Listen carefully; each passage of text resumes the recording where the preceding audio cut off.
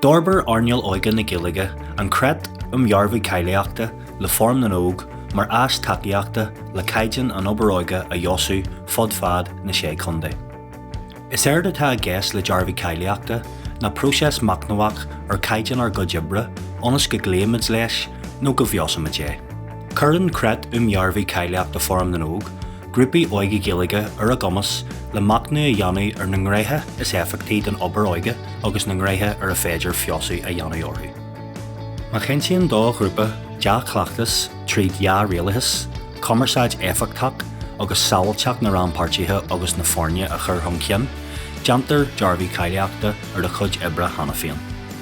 Téann na míltí ránpháirtí a món Indigenous neormalta trí bhan na Gaeilge a an bhliain. Tá sé thar a bheith táhachtach mar sinnde go naithníonn costí bánasteachta, fearne agus ibrithe dúnathe, gréithe a nibir a churann le rath na hairnealga agus go ndeanann siad macnamh agus másnaí orthu. Ar a bhain sin, seo atá a gceist le Dhearbhú Cáilíochta san Obair Óige. A bheith álaach ar go dé atá le deanú, ag fólam ua, agus a thógáil chun cleachtas ach macnamh a chur chun cinn agus esprís níos fearr a thabhairt don na ránpháirtithe eile. Is as ísiúil í an léireid a látaobh a cinntíonn go bhfuil cáilíocht ard ar tholathar Obair Óige. Tá an léireid thíos mar earlís takeíochta ag díriú ar na téimi cí den Obair Óige Dhúchasach. Tá an dara léireid Creat úsáideach do bháil costí, fórne lánamseartha agus páirtamseartha agus ibrithe dúnathe i dtrí réimse hábhaachtacha. Réimse a shéan ag cinntiú sábhailteach grúpa Obair Óige Gaeilge, réimse a dó ag cinntiú deach chleachtas trí dhá rialachas, réimse a trí ag cinntiú cumarsáid éifeachtach.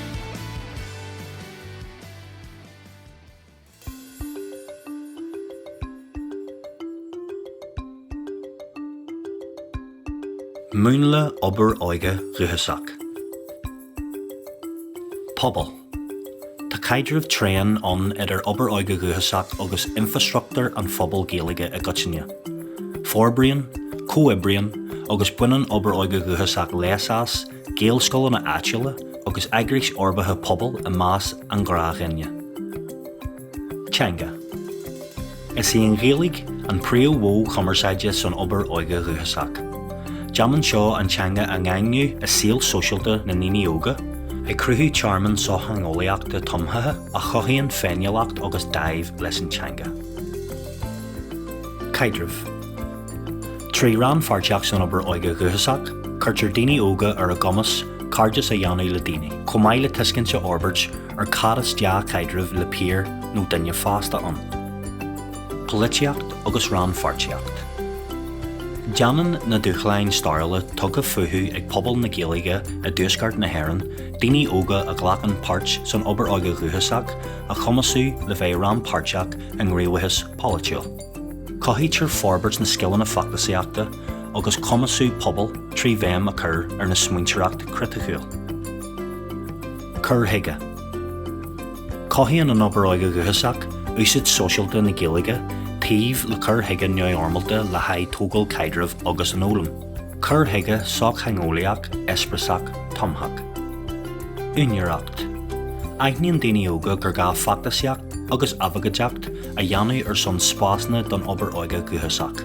Agus trína ránpháirteach gréamhacht le seirbhísí a amsú, forbairtear mion déanaíoch chuitsin, a déanta le mion leidir úineoireachta do Gcomann Óige.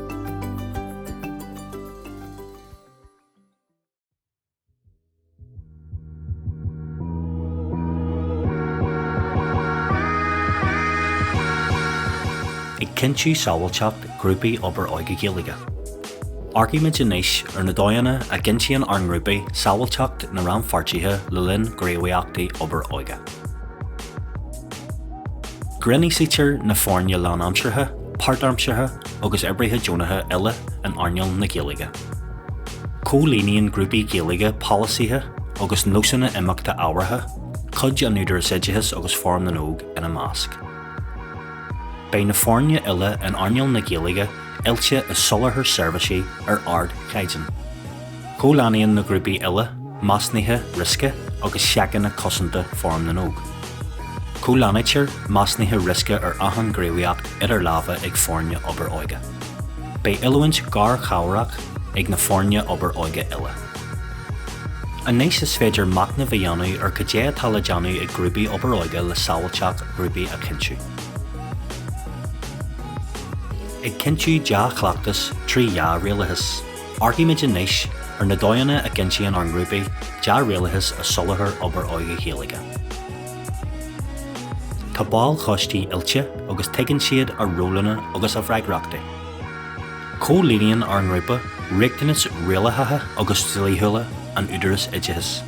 Coníonn grúpaí obair Óige chéalaige tafad airgid is facta agus suas hondada. Tá fis ag grúpaí obair Óige chéalaige faoi táhacht RGCS agus leanan siad policy RGCS Fóram na Nóg. Chláirtear agus cynnítear fórne obair Óige chéalaige ar bhunathar sonraí Fóram na Nóg. Tá bunathar agus sonraí ilig bacht agus suas hondada. Tarringtear cibhlínt slasa ar bí trí bhóna cí agus pléitear lá. Arcaítear saoirlaithe de réir policy an ibrithe dheonaí Fóram na Nóg. Pléan Fóram na Nóg le garan go dairire agus tá nós imeachta tréan an garan. Cólánaíonn gach grúpa obair Óige chéalaige chláirú bliain túil le Fóram na Nóg. Anéis deanimid macnamh ar cadé atá le deanú ag fórne bánasteachta agus ibriachta le deach rialachas a cinsiú.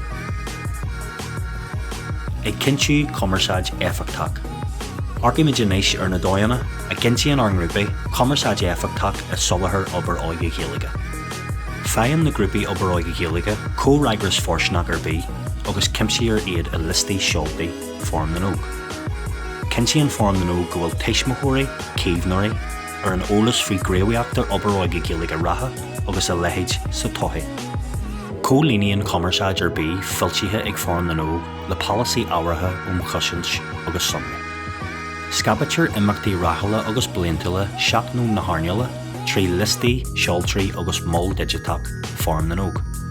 Scaban ceannairí grúpaí obair Óige chéalaige eolas generalta, eolas oirineach faoi ilúint agus ústátaithe policy a más na bhfoirne ile. Éistinn Fóram na Nóg le agus freagraíonn siad cuairimí ran fartíthe, orne, heismóirí, huinethirí agus an phobal mhór. Cuireann Fóram na Nóg obair na hairneala Óige chéalaige thoncinn fud fad na sé chunda. Anéis deanimid macnamh ar cadé atá le deanú ag fórne le commerceáid éifeachtach a cinsiú.